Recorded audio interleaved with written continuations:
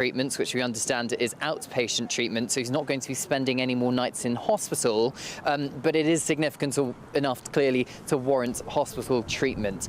Now, the King is expected to continue working behind the scenes on those important red boxes, looking through government papers, reading cabinet minutes. I understand that the Prime Minister was informed of his diagnosis ahead of the public statement from Buckingham Palace. His regular weekly meetings with the King are expected to continue. Privy Council meetings are expected to continue, and I'm also told that no councillors of state, as we understand it, are going to be required to deputise on behalf of the King. He is not ill enough for that, as we understand it.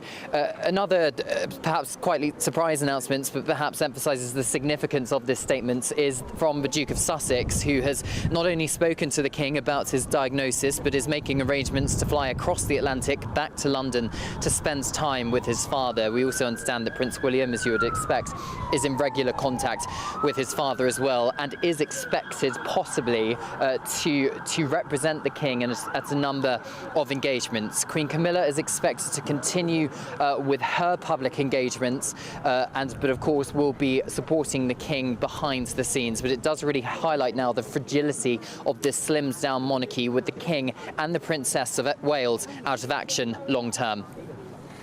Cameron Walker, outside Buckingham Palace, thanks very much indeed. Just to reiterate then, His Majesty the King has been diagnosed with a form of cancer. It is not prostate cancer, and he has started a schedule of treatment, we understand. That is according to Buckingham Palace officials.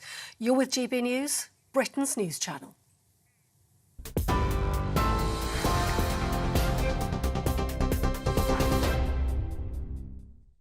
His Majesty, the King, has been diagnosed with cancer. We do not know the specific kind of cancer, but sources have suggested that the palace has said it is not prostate cancer. But this is unconfirmed. Polly will bring any updates on the King's situation during the course of the programme. His Majesty remains fully positive about his treatment. The Duke of Sussex is going to be coming to the United Kingdom. He has apparently been in touch with his father, our sovereign, and is now going to come and visit him to wish him well. And I think the whole nation is wishing the King well so early in his reign with this diagnosis. But as we heard earlier from an oncologist, early and prompt discovery of cancer gives a very, very high chance of successful cure. To discuss this further, I'm joined now by the historian and friend of the programme, Dr. David Starkey. David, thank you very much for joining me. One of the interesting things is quite how open the King has been about his diagnosis. He was about going into hospital, have his prostate removed, and now about the fact that he has cancer. How does this compare with the 20th century monarchy that we've grown up with and we're used to? Well, I mean, just compare and contrast with the death of the late Queen. We were told, weren't we, in that wonderful euphemism, she died of old age. The word on London was she died, in fact, either of bone cancer or bone marrow cancer. But it was carefully kept back. And I think there's a reason for that. And it's a reason why, again, when you were talking to Nigel before, you referred to the extraordinary, one I think should call them, antics over the death of George V, whose death has to be not in a disgusting rag like the Evening Standard, but actually in the Times. It's the dignity of monarchy. And in those days, you even used a special phrase. You didn't talk about the king dying. You talked about the demise of the crown. Now, King Charles has clearly decided to do something completely different. And look at this image now. He's coming out of hospital as he went into hospital with his wife. That was not the case with the Queen or Prince Philip. However close they were to each other, they went into hospital alone. There was a sort of distance, the final element of the magic of monarchy. We've decided to do something else. I think the King, it's partly, as has been explained, that he is wanting to propagandize. We heard from the oncologist about the importance of early treatment. But it's also, I think, he's sort of embraced the fact, which his mother absolutely refused to, that he is a celebrity. And as we know now, the lives of celebrities are turned inside out, and the private becomes public. And the private becomes very public, but isn't this a return to the status quo ante? That is to say, everyone knew about George III being mad. There had to be a regency for it. It was a matter of enormous popular debate. You've written a fascinating biography of Henry VIII. Henry VIII's life was led in a very public atmosphere between... No. Henry VIII's death is so secret that it's kept from his wife. That his death, his life, that he was Jacob, watched at every moment. Yeah, no, this is a vulgar assumption. The kings of England, you're thinking, I'm afraid you're getting confused. You, of all people, your passionate belief in English exceptionalism, you're getting confused with France. That's true of France. The King of France does, to a large extent, lead his life in public. The royal bedchamber becomes public and private at different times of day. The King of England doesn't. He's got a world inside the privy chamber, where he's attended by the wonderfully named Groom of the Stole, who presides over the kind of problems that the king has had. In other words, the close stool or whatever. That's a world. It's closed, Jacob. It's closed, but it's within the court circle. There is no privacy for the king. Yes, there is. They're a completely private servant. Sorry, the 18th century and the early 19th century are different. This is the moment when monarchy is stripped back and mocked in a way that we cannot begin to think about.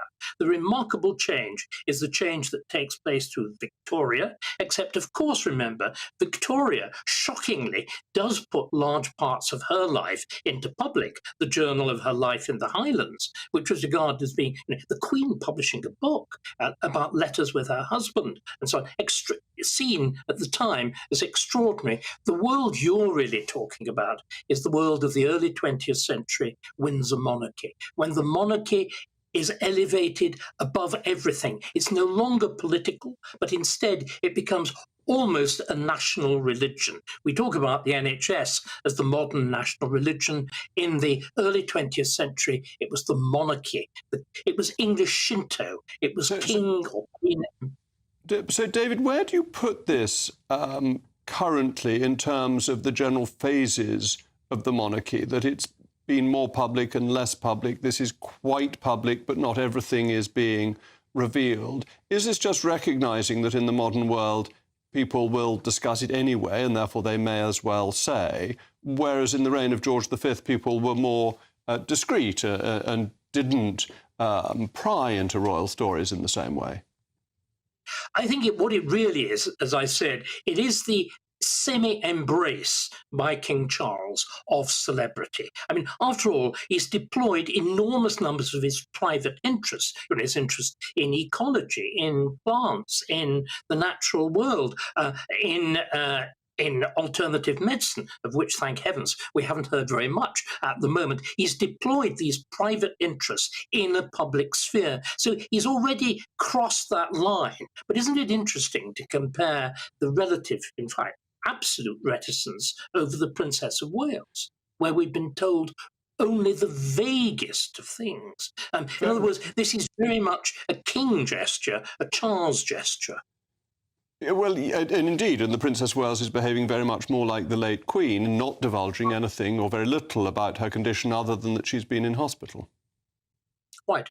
And again, it shows, I think, how in extraordinary ways, and when we talked back at the time of the coronation, Jacob, we talked about how idiosyncratic King Charles is. This, I think, is showing that extraordinary degree of idiosyncrasy. But if a king can't be idiosyncratic, who can be? But I think it's, again, pointing us to the fact there will be a very different style when, and may be a very long time away, there's a new reign. Clearly, William and Kate will have their own way of doing things in exactly the same way that Charles has now got his own rather different way.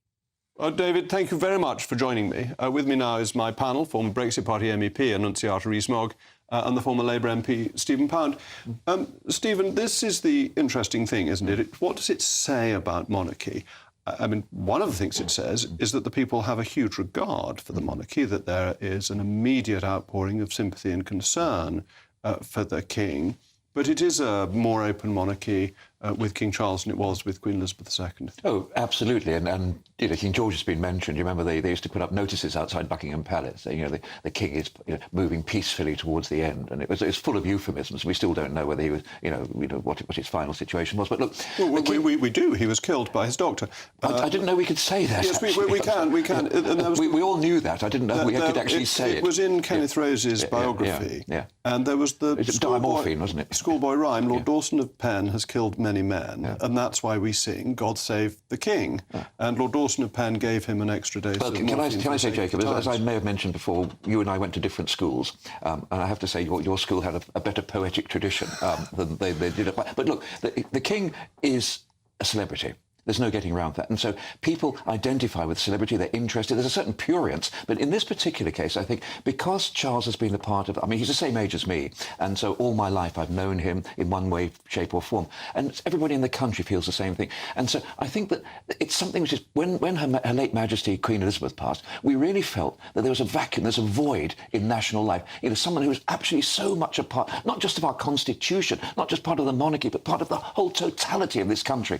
And I think the feeling we're having now is probably of great sadness and sympathy. And I have to say, your point earlier on about oncologists and early identification is so right. He couldn't be getting better treatment, and I hope he's going to the Marsden this time, which is by far a better hospital. But, you know, it's... Where we go from here is the difficult bit. I noticed he appointed a new equerry just this week. So he's now... I mean, I hope that there wasn't a fear of something happening. But you remember when Edward VII was very ill, the poet laureate... I don't remember it. Alfred Austin. And he was asked to compose a royal rhyme at this, and he said, across the wire the electric message came. He is not better, he is much the same. Yes.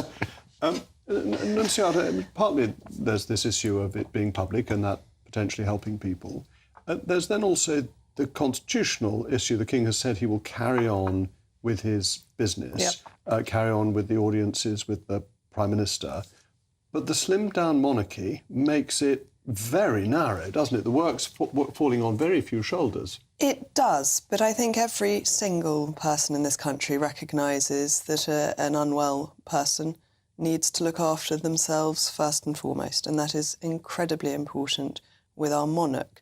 I think this shows an immense amount of faith in the British people to allow him to take the treatment that he requires, to carry on doing his very serious official duties.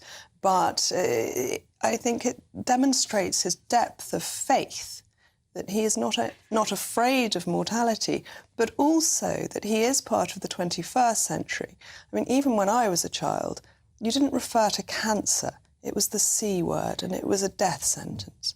And that has changed, and medicine has changed. And these things can now be cured in a way that 50 years ago or longer was no hope. And I think he is demonstrating that life has moved on. And that life goes on. Well, thank you to my panel. After a short break, we'll be continuing our coverage of the latest on the King's diagnosis of cancer, and we'll be hearing from the royal biographer Angela Levin and others.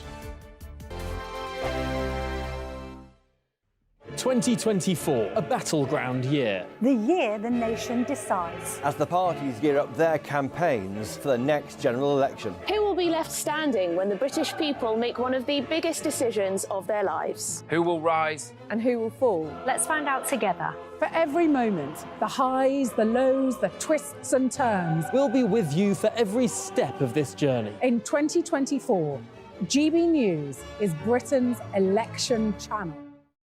Good afternoon, Britain. Weekdays from midday. Francis, Just Stop Oil have in the past broken the law. I remember distinctly the Dartford crossing.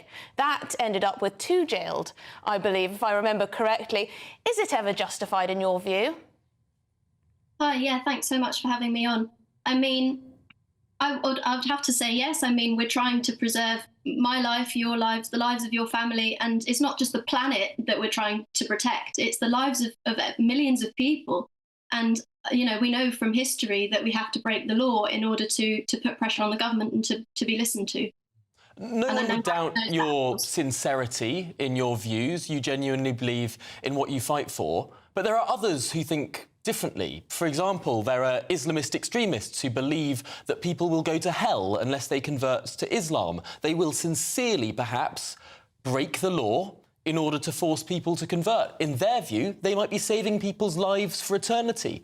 There might be abortion activists who say that babies are being murdered and to save their lives we need to break the law to stop people having abortions. Why do you get to say that your moral conviction is the one that's right and other people's individual moral conviction are those that are wrong? So what's really integral to the Just Stop Oil campaign is the fact that it is a non-violent campaign. That's what separates us from the examples that you've just given. We're absolutely dedicated non-violence, both as a tactic and as a principle. So though we might be breaking the law... If individuals take it upon themselves to break the law for whatever their course is, surely the way that we decide what society wants in general is democratic and within the law.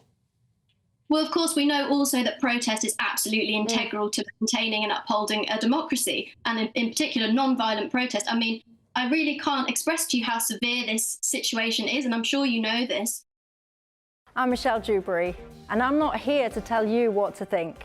I'd much rather hear what you have to say. So, send in your opinions to gbviews@gbnews.com. Keep them clean, and you never know, I might read them out. With my panel here on Jubes & Co, we debate, we get stuck into the issues of the day on a show where all views are welcome, especially yours. GB News, the People's Channel, Britain's news channel.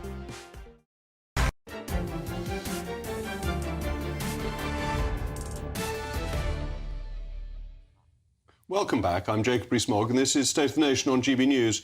We've been bringing you coverage of the King's diagnosis of cancer, and you've been sending in mail mogs. Lily says, even though I'm an American citizen, I've always had a great love for the United Kingdom and the royal family. His Majesty King Charles and all the family will be in my prayers. May Jesus watch over you, heal your body, for he is the great physician, bring you comfort in his loving arms, uphold you and your family through this journey. Amen. And I think St Peregrine is the patron saint of sufferers from cancer, so perhaps his intercession can be asked for too.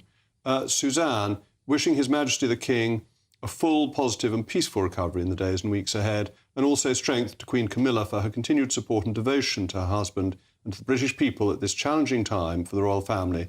Best wishes from a dedicated Australian-born royalist in Sydney, Australia. Lucius, may God and country treat him well during this difficult time.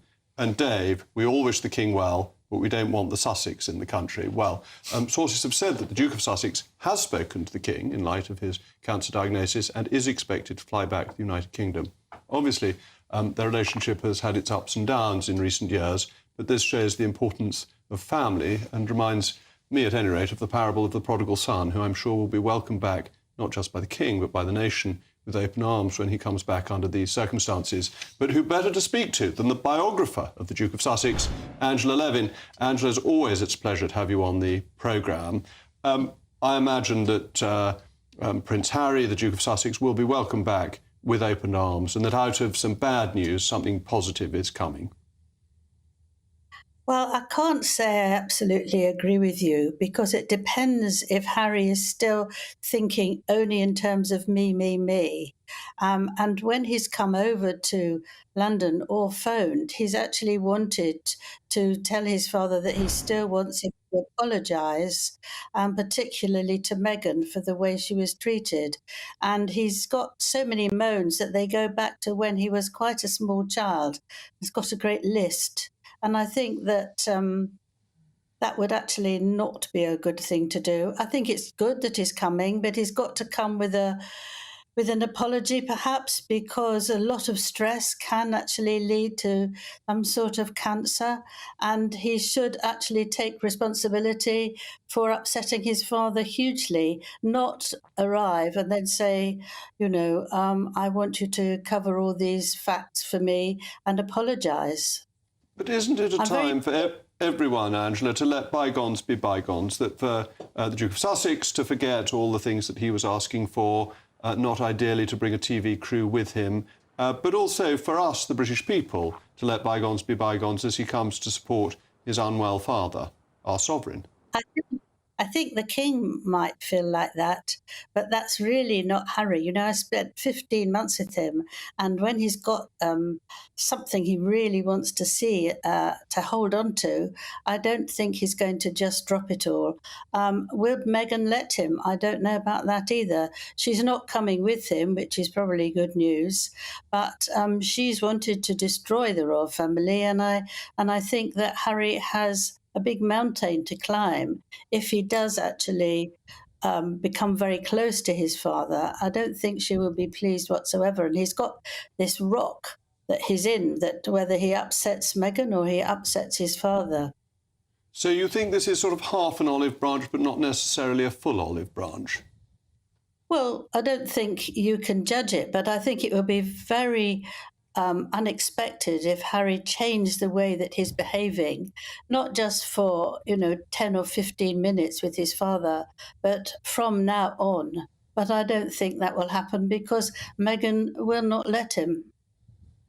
Right. Well, Angela, thank you as always for joining me. As a biographer of the Duke of Sussex, I think you have a particular insight. So I'm very grateful for your thoughts. And I'm now joined by the former butler to King Charles, Grant Harold, who's been on the programme before. Grant, thank you very much for joining me. I imagine the royal household can cope with anything, in good health and in bad. It can look after the needs of the king. Absolutely. Thank you, Owen. Jacob. As you said, the royal household are, they're very much professionals when it comes to this kind of thing, good news and bad news. And they are a team. Obviously, I was part of that team.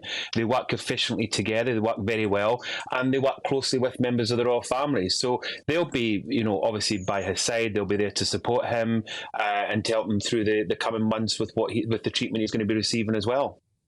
Yes, and I imagine there'll be an extra workload for them because a king who isn't well will need more care and attention than one who is well will need more things doing for him. Absolutely. And the other thing is, Jacob, the king is somebody who, when it comes to health, he'll still put his duty, like his late mother did, he'll put duty ahead of that. So even though he might be obviously stepping back a little bit from royal duties at the moment, you can guarantee that behind the scenes he'll still have his finger on his pulse. I think we'll probably see his son, Prince William, take on more responsibility and duties over the coming months obviously with his father not being able to carry out duties, and also Queen Camilla, who's also recently shown while the king was also in hospital, she's carried on with duties. So he's got, as well as the royal household, the family are there to support him as well. And there's been times in the past when members of the royal family, for whatever reasons, have not been able to carry out duties and other members of the royal family stand in. So this is exactly what will happen with the king at the moment. And are you concerned that the king will try and get back to royal duties too quickly? Absolutely. He really is somebody that does not like doing stuff. I was lucky enough to witness that. I've said to many people over the years that the one thing I always admired about him was when I got up in the morning, which was pretty early, he would already be up and about. And when I went to bed, which was quite late, dare I say even midnight, and he would still be working away. This is somebody who does not take duties lightly. He's a real worker, dare I say a workaholic, and he's not going to let ill health put him back. He's going to, if anything, I think it'll make him more determined to kind of carry on. And this is something I did admire about him, and I have no doubt that he will carry on doing this, even with what's happening just now with his health. And the weight of duty of monarchy, even when not going out and performing public engagements, is very considerable. The sheer level of paperwork that comes in, of things that need approval and consideration. The machinery of government, although the powers are formally exercised by the Prime Minister, advised on by the Prime Minister, they are still formally exercised by the King. So he has to sign all these papers for things to happen.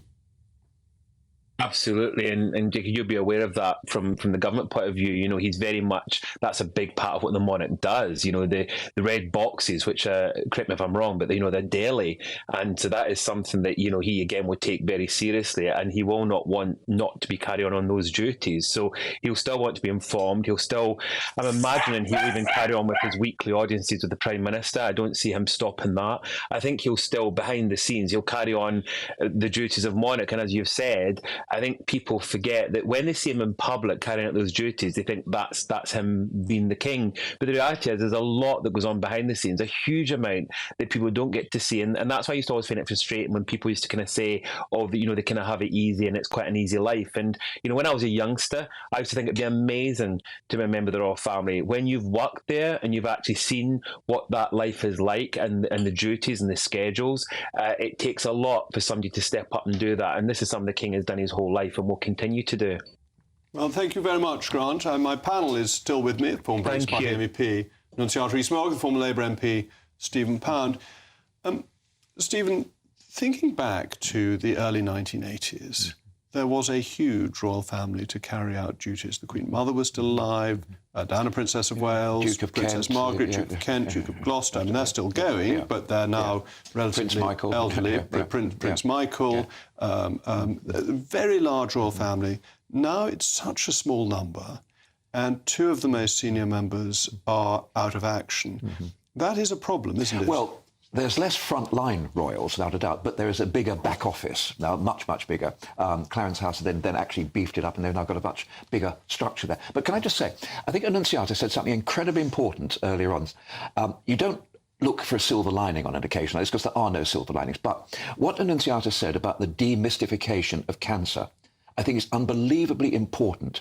And I think one of the great services that His Majesty is giving the nation now is actually showing that this can come to all of us, it can come to His Majesty, it can come to each one of us, and the way he responds to the treatment will actually be a warning for people and also an example of how you can address this awful illness. And that's quite interesting, because it's like the reverse of what David Starkey was saying. But that's not the first time I've disagreed entirely. It's not really disagreement, it's just a different angle on the same thing. That it's also the demystification of the monarchy, and that you used to try and pretend that the monarchy didn't have health problems. I mean, the king might have a slight chill. That was about as much as you would hear. And that you're demystifying cancer and the monarchy. Well, isn't that possible, Jacob? Because, I mean, I think if you've got a lot of people in this country simply will never believe that cancer would happen to them. The majority of people, every time you ask the question, they all say, well, it's not going to happen to me. You know, if I don't smoke or I do whatever. We now know that it can happen to anybody. And we now know that early identification leads to usually a more successful form of therapy, a more successful form of treatment. So I think that is a great, great service to the nation that he's actually done and is doing. And I mean, credit to him for that, because, you know, the temptation must be to simply draw the curtains and try to preserve the mystery, the smoke and mirrors of the monarchy. And I think we are in a different age now. And I think this is really dramatically bringing it out into the public eye. And is this a way a democratic monarchy has to behave? That if you think of the Soviet Union, when the leaders of the Soviet Union were ill, nobody got told anything Were at ill? all. Are ill? Well, well, potentially. But talking about in Russia now, talking about Brezhnev and all that. Absolutely. But with a democracy, actually, you can't hide these things away. You can't, and you shouldn't. And we have a very effective, very powerful voice with our press that makes sure the public know what's going on. They would not want to be lying to the public and hiding this, even though, you know, the court, the people immediately around the king would all know that he had an illness of some sort if they didn't even know exactly which one. These things are much better aired in public. It is nothing to be ashamed of. It is nothing that one should feel a need to hide. And the British people understand that. But to me, so powerfully, your male Moggs, that the power of the monarchy to spread our country and our respect around the world, that getting male Moggs from Australia and America just shows how strong the institution is, and it needs our king at the head. But it will continue. Well, thank you, Annunciata, and thank you, Stephen. We'll be continuing our coverage of the latest on His Majesty's diagnosis of cancer, and I'll be talking to two doctors about the King's condition, and they will bring some of their insight and expertise to the situation. When the news happens, it happens here. And really important breaking news. Breaking news this morning. On TV, radio and online, the news starts here on Britain's Newsroom. All the biggest stories and the answers that you need from across the UK and beyond. Join Britain's Newsroom from 9:30 on GB News. The People's Channel, Britain's news channel. The Camilla Tominey Show. Sunday mornings from 9:30. We had Grant Shapps on last week. He was talking about how defence spending is now creeping up to 2.25% of GDP. Ben Wallace's predecessor suggested it should be 3%. We hear that we've got the smallest army, I think, since the Napoleonic Wars. Numbers are down. There's a question as to whether we can staff frigates in the Red Sea. Why haven't we sent aircraft carriers? What's your impression of the situation? Well, I don't think it matters how much you spend, it's how effectively you spend it. And we spend it very ineffectively. We have lots of scandals about defence spending. And I think partly because of the monopoly position of some of our defence suppliers, we don't get good value and we don't get reliability. This latest story in the Telegraph is that HMS Diamond, which is our ship, which is out there defending the Red Sea, doesn't have the capability of firing a missile from the ship to the land, so it can't participate in the attacks on the Houthis. So in order that we can participate in the attacks, we're flying RAF aircraft from Cyprus, which is a very long way away. When I was Defence Secretary, I ordered cruise missiles for our nuclear-powered, but not nuclear-armed submarines. And I think we have 6 or possibly 7 of those. But last autumn, it was reported that 5 of those were out of commission, were not available. We have about 21 aggressive surface ships. So we've got 2 aircraft carriers, then we've got frigates, and we've got destroyers. But at any one time, you can count on about half of those not being available because they're under refit or whatever. So we have a minimal surface fleet now. And for whatever reason, it doesn't seem that we're able to deploy a submarine to the area that can fire cruise missiles. Our 2 aircraft carriers, built at enormous expense, are sitting in Portsmouth. Which seems to most people ludicrous, at least with what's going on. It doesn't seem ludicrous to me. I'm Andrew Doyle. Join me at 7 o'clock every Sunday night for Free Speech Nation, the show where I tackle the week's biggest stories in politics and current affairs with the help of my 2 comedian panellists and a variety of special guests. Free Speech Nation, Sunday nights from 7 on GB News, the People's Channel, Britain's news channel. In the GB Newsroom, we bring you the news as it happens. With our team of dedicated journalists across the UK, we're ready to give you accurate reporting every day. When the news breaks, we'll be there with bulletins on GB News, the People's Channel, Britain's news channel.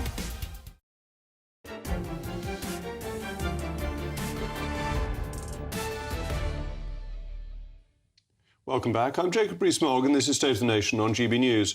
We've been bringing you coverage of His Majesty's diagnosis of cancer, and you've been sending in some mail mogs.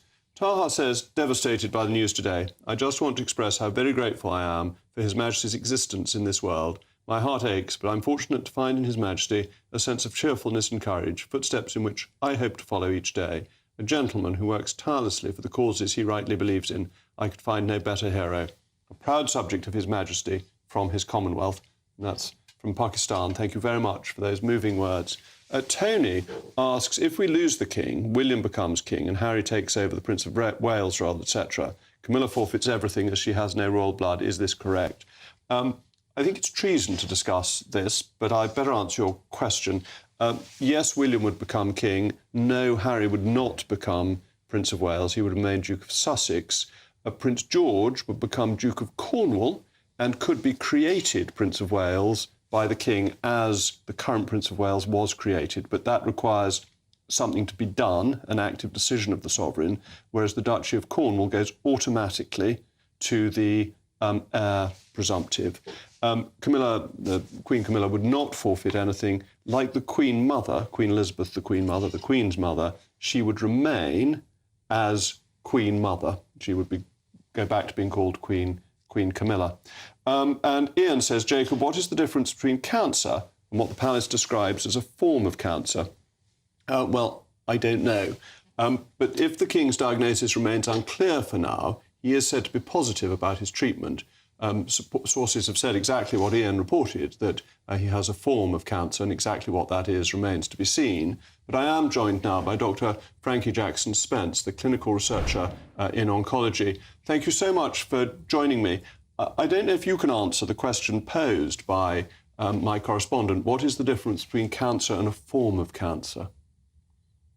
So it's all a spectrum of the same thing. And what I think is really important for the public to know is that whilst having a diagnosis of cancer is a terrible thing, and for many it's devastating news, there are many different forms of cancer, meaning different types of cancer and also different stages of cancer.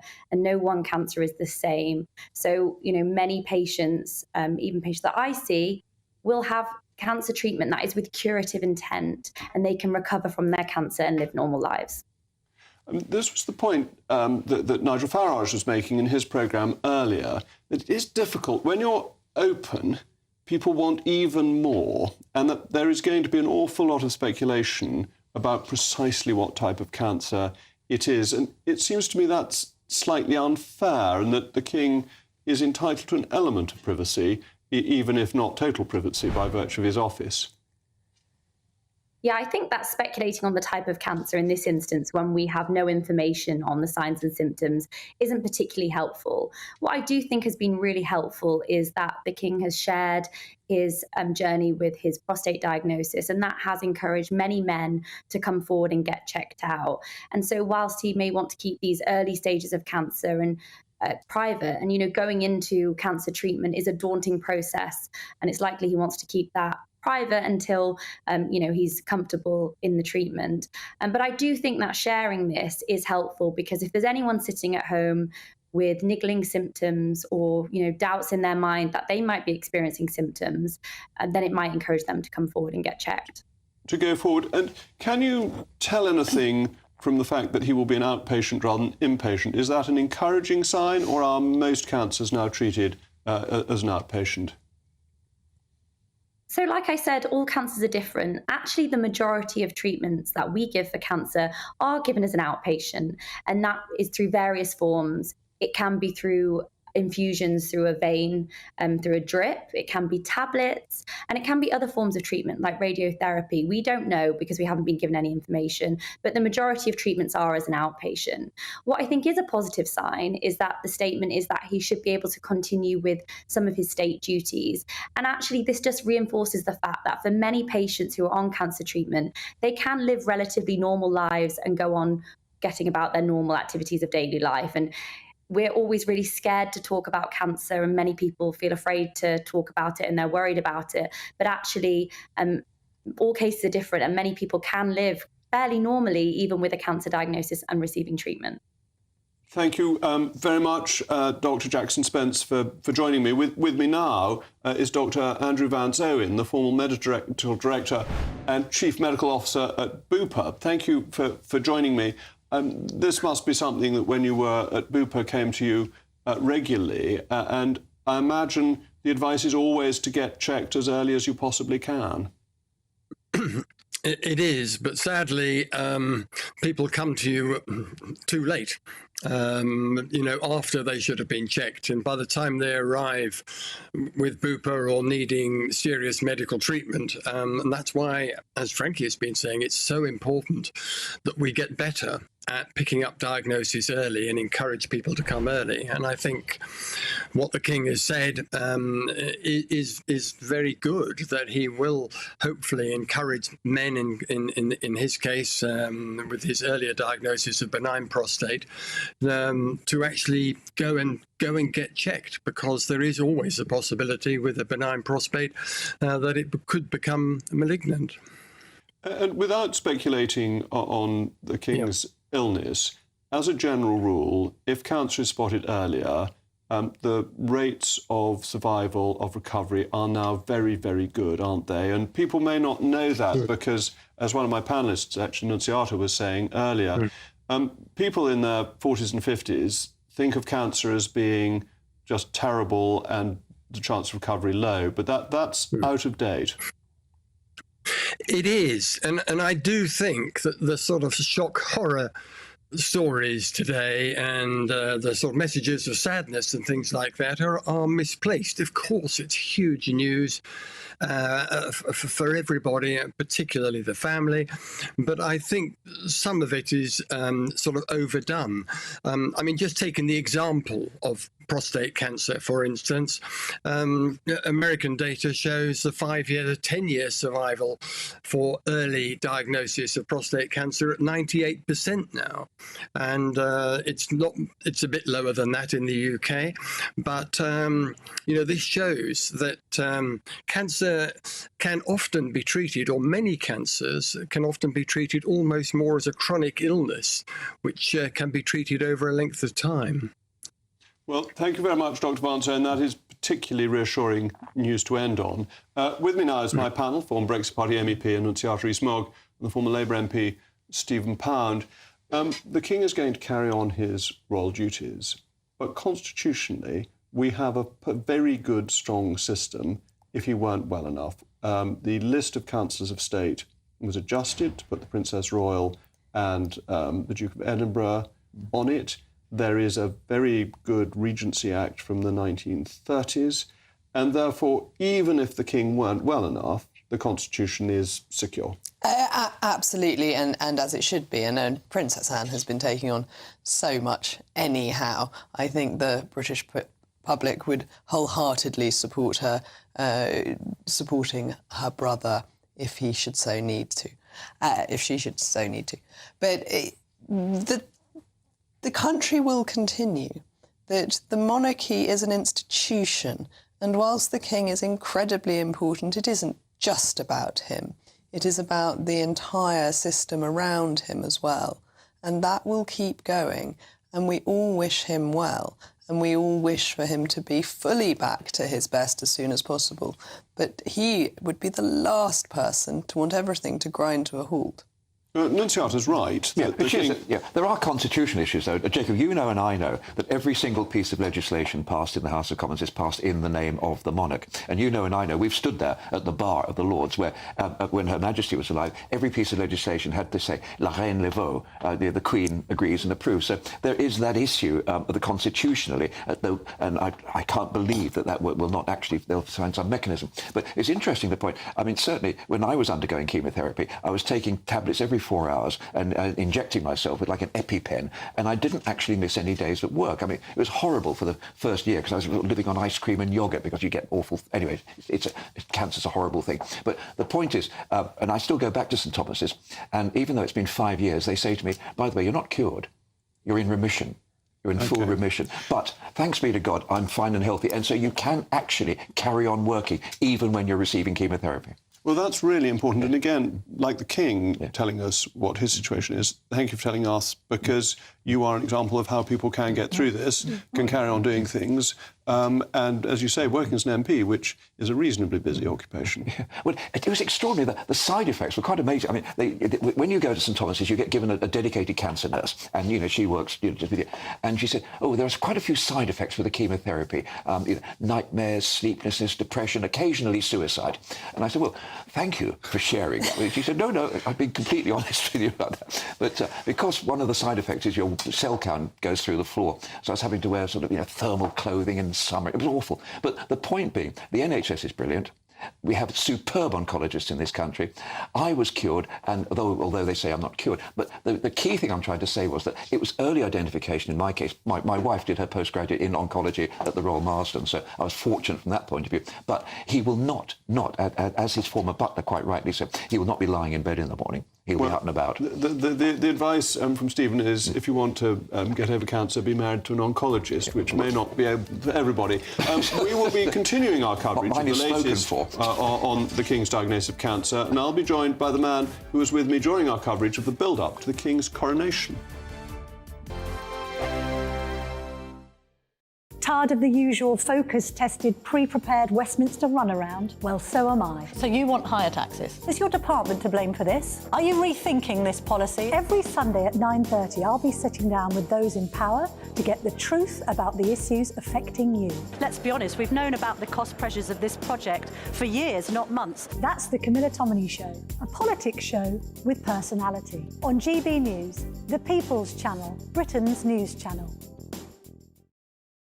Britain's newsroom. Weekday mornings from 9:30. The EU rules are trying to choke even that. Yeah, yeah. And I just think, I would join this protest in a heartbeat. And you are right to point out this stuff about them being right-wing. How dare they slate them as right-wing when these are real people whose livelihoods And are remember, being a lot of trashed. people who work in the farm industry, Malone, get paid very little money. They get paid. Agricultural workers are very badly paid. They get paid nothing, Pierce. And, the profits... I think on Clark's Farm I read somewhere that I saw that when you sell it like a sheep's skin, it's 30 pence or something. Right. And you say, what? Yeah.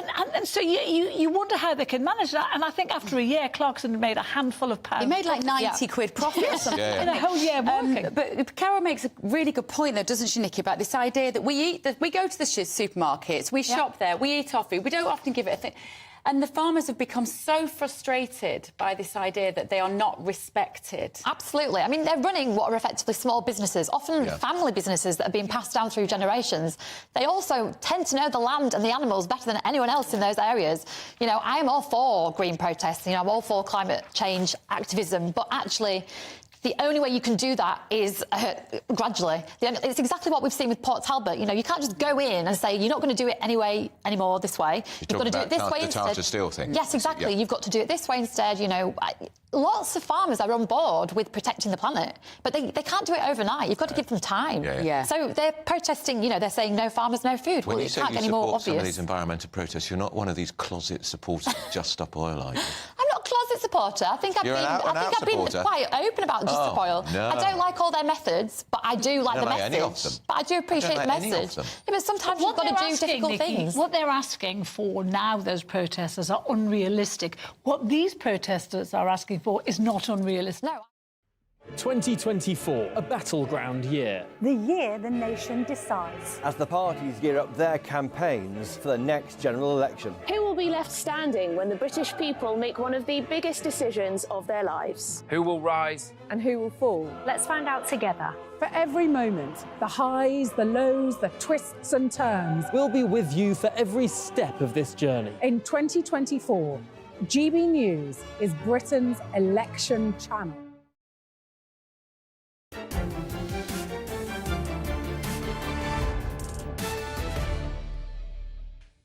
Welcome back. I'm Jacob Rees-Mogg, and this is State of the Nation on GB News. We've been bringing you coverage of the King's diagnosis with cancer, and you've been sending in mail mogs. Judith sends a message to King Charles, sending you healing messages, wishing you a vibrant future in the best of health. Thank you for all you've done and continue to do to make our planet a healthier place, a planet in balance. May you now find balance in restored good health and healing. May God bless and keep you and all your loved ones. Carol, dear King Charles, we were born on the same day. You've always been very special to me. I will keep you in my prayers. I am from the US.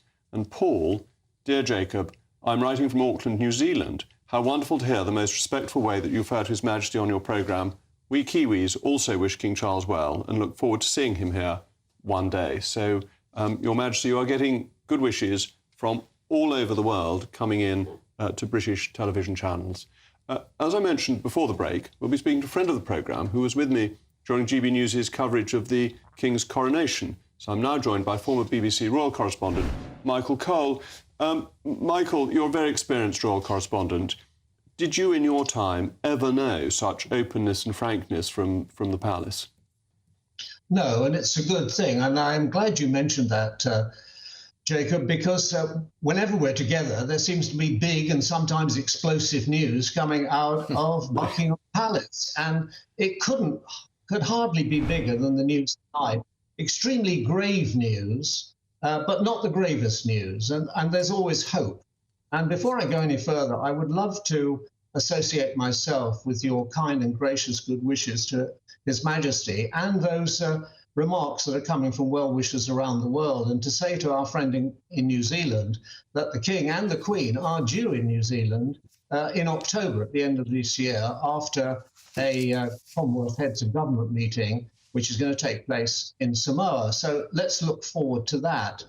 I look at that picture there, and I think I can detect in the gloom the Royal Standard flying over Buckingham Palace after dark, which is rather unusual, but perhaps that's an act of defiance on this night of tremendous and worrying news.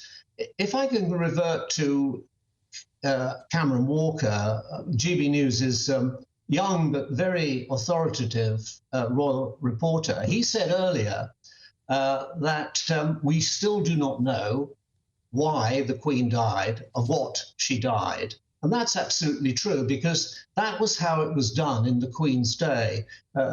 Information was withheld, and there was a lot of obfuscation about royal health bulletins. Sometimes there were downright lies, it has to be said.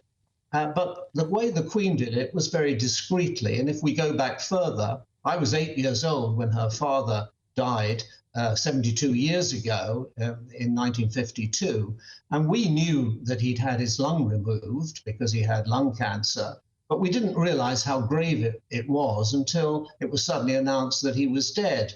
And if we go back to 1936, which you referred to earlier, the death of King George V, the King's great-grandfather, it was announced from Buckingham Palace that the King's life is moving peacefully to its end. But that wasn't true at all, because doctors were injecting him with morphine so that he would die at a convenient time for the Times to announce it, because Buckingham Palace didn't want it announced in the Evening Standard.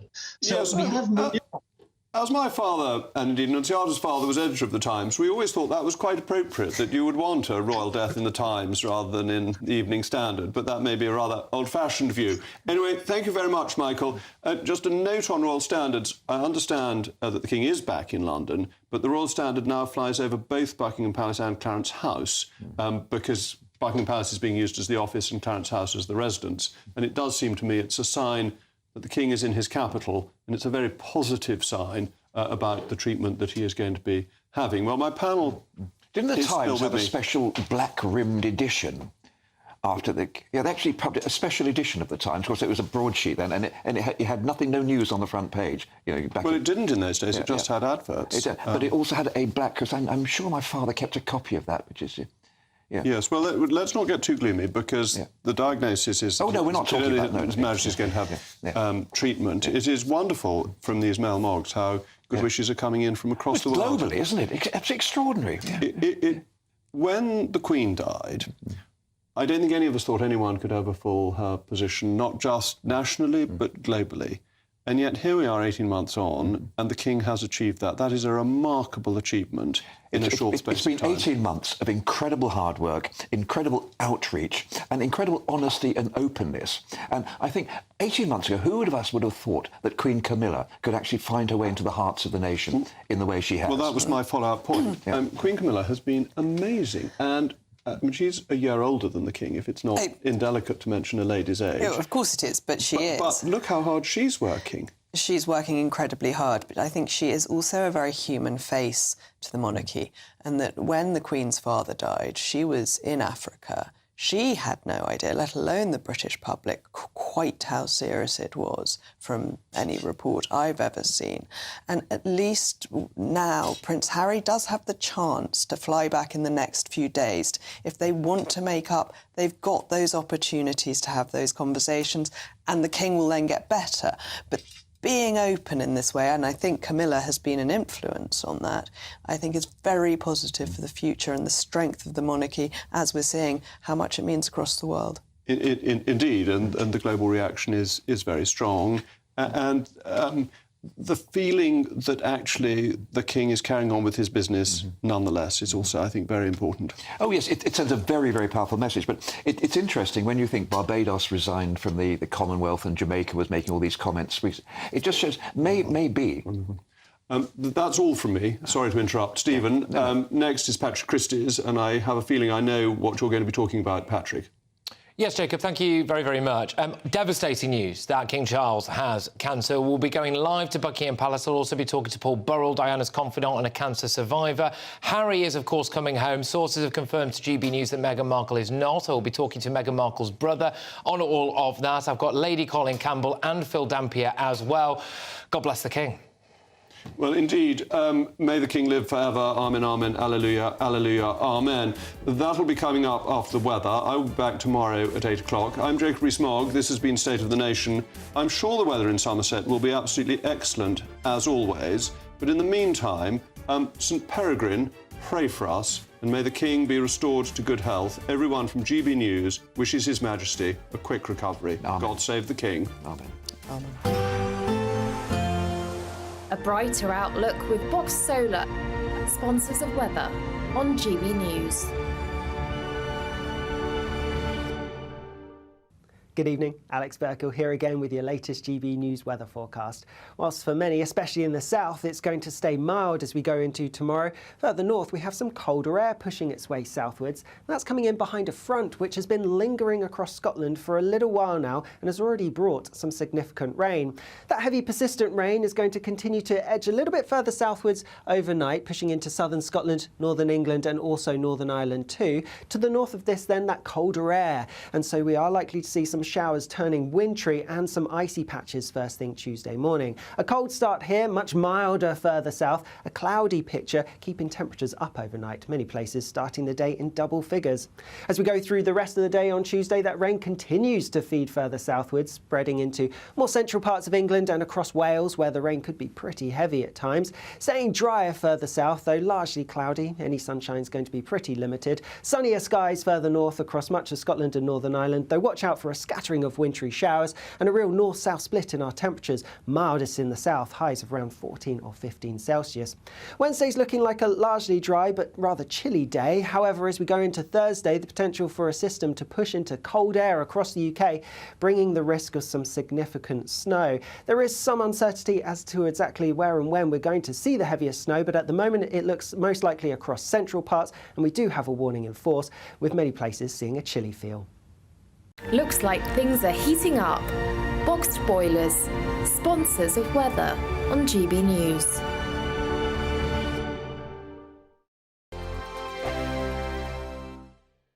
I'm Christopher Hope. And I'm Gloria Di Piero, bringing you PMQ's live here on GB News. Every Wednesday we'll bring you live coverage of Prime Minister's questions when Rishi Sunak and Sir Keir Starmer go head-to-head in the House of Commons. We'll be asking our viewers and listeners to submit the questions that they would like to put to the Prime Minister, and we'll put that to our panel of top politicians in our Westminster studio. That's PMQ's live here on GB News, Britain's election channel.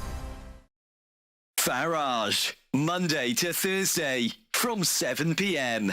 Lots of people have different ideas, but principally a conservative approach to getting growth is to reduce taxes so that people, ordinary people and businesses can spend more of their own money to invest and grow the economy. So the theory is that you cut taxes and that then pumps more money into the economy. Exactly right. And then people, it's not government that are creating wealth.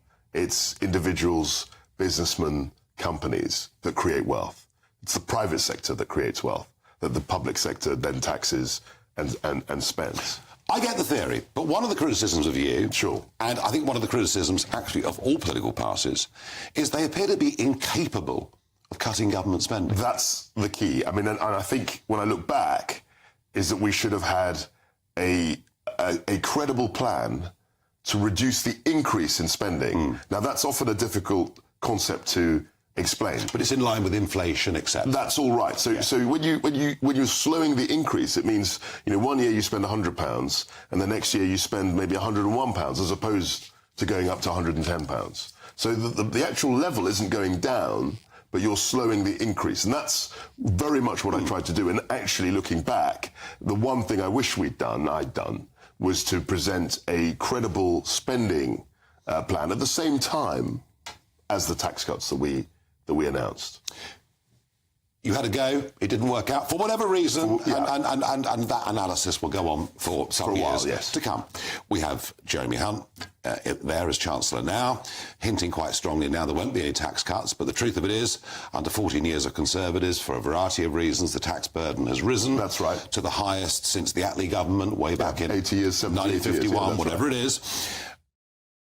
2024, a battleground year. The year the nation decides. As the parties gear up their campaigns for the next general election. Who will be left standing when the British people make one of the biggest decisions of their lives? Who will rise? And who will fall? Let's find out together. For every moment, the highs, the lows, the twists and turns. We'll be with you for every step of this journey. In 2024, GB News is Britain's election channel.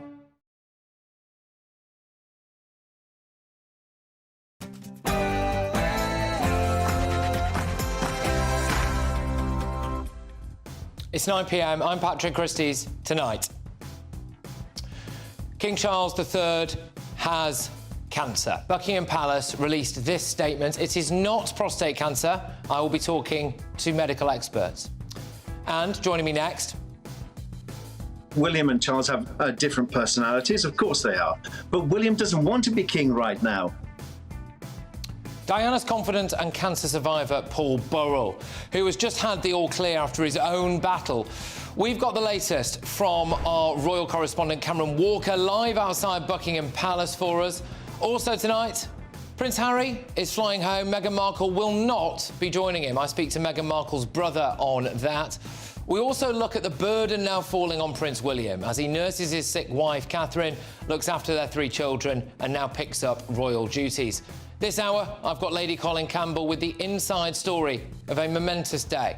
And on my panel tonight, it's royal scoop getter and editor-at-large at the Mail on Sunday, Charlotte Griffiths, former BBC top political editor John Sargent, and the most patriotic woman in Britain, Belinda de Lucy.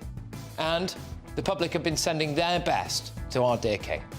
Yeah, well, listen, early diagnosis is the important thing. If they've done that, then it's going to be good news for him, hopefully, and he's going to get the best treatment than anyone can get. So hopefully, Charles has got a little bit left in him yet. Get ready, Britain. Here we go.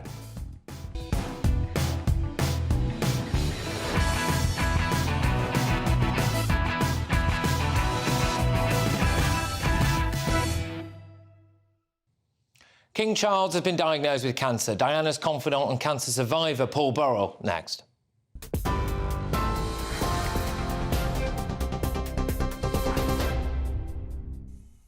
You're with GB News and the top story this hour. As you've been hearing, His Majesty the King, King Charles III, has been diagnosed with a form of cancer. The diagnosis comes following